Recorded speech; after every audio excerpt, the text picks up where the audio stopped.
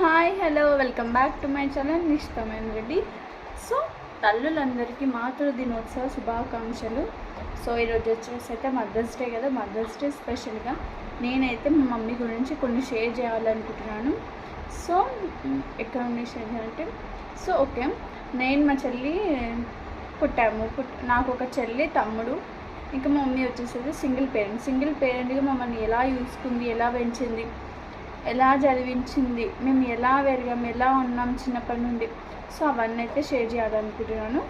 So నేను మా చెల్లి పుట్టాక మా తమ్ముడు కడుపులో ఉన్నాడు. మమ్మీ ప్రెగ్నెన్సీ ఉన్నప్పుడు మా మమ్మీ డాడీ మధ్యలో అయితే క్లాషెస్ రావడం జరిగింది.